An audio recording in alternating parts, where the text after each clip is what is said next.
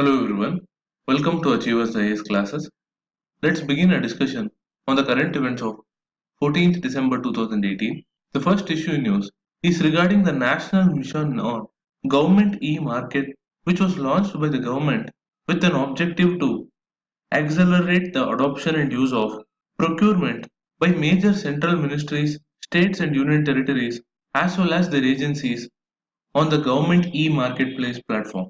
It aims at promoting inclusiveness of various categories of sellers and service providers, promoting transparency and efficiency in public procurement, thereby contribute towards corruption-free governance, achieve cashless, contactless and paperless transaction which is in line with digital India objectives, increase the overall efficiency and thereby reduce the cost of government expenditure, and finally, maximizing the availability of all types of products and services bought by the government.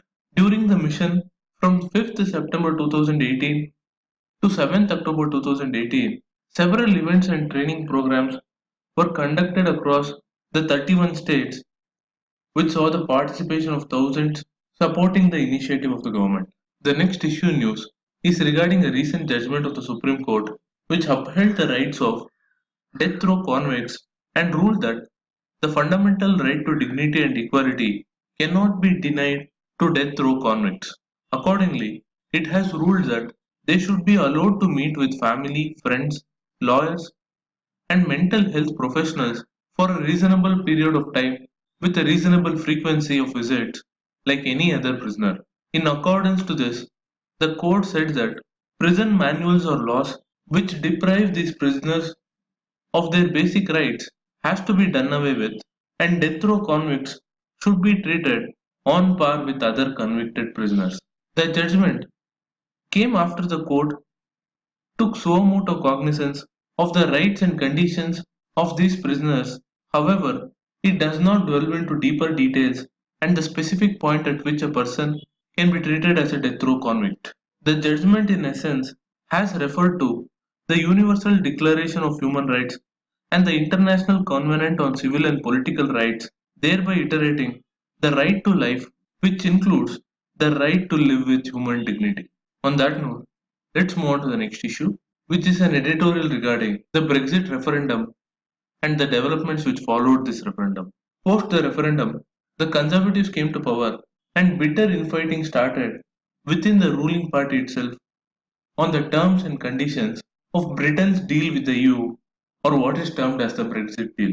In the course of these events, the British Prime Minister Theresa May has recently won the trust vote of her party, but there are little signs that the infighting within her party will be ending anytime soon. Following her victory of the trust vote, the British Prime Minister hopes to secure more assurances from the European leaders, particularly on Britain's reservations of its membership in the customs union, but it is possible that the European Union may not adopt an accommodative stance, thereby requiring the UK to show some flexibility while recognizing the practical imperatives of its association with the EU.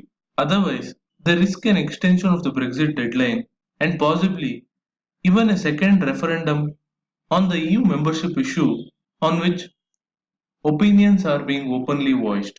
What is not covered in the article is the impact of Brexit on India and its interests in Europe. UK was always seen by India as a gateway for its investments in Europe, and India was one of the leading investors in the United Kingdom. Also, India is the member of the Commonwealth, which is headed by the UK. But in the event of Brexit, India has to recalibrate its options, and countries like France are already pitching to the world community that they can fill in the void created in the eventuality of a Brexit deal. We'll further look into this issue based on the future developments.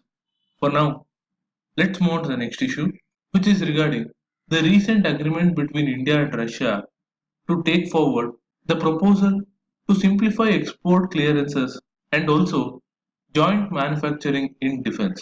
During the 18th meeting of the India-Russia Intergovernmental Commission on Military Technical Cooperation, which was chaired by Indian Defense Minister and her Russian counterpart, there were wide-ranging discussions which were held on expanding military to military and the defense industrial engagement between the two countries.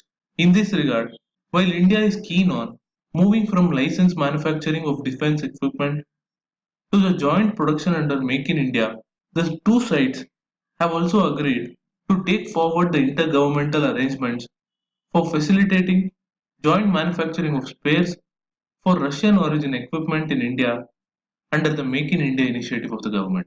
This includes allowing the Indian companies, both in the defense public sector undertakings and in the private sector, to manufacture spares for the Russian systems in India. In this regard, already four military industry conferences were held between manufacturers of both the countries in order to take the process forward. On that note, I'm wrapping up today's news analysis. Do like, share, and comment to support this initiative. Thank you for watching. Have a nice day.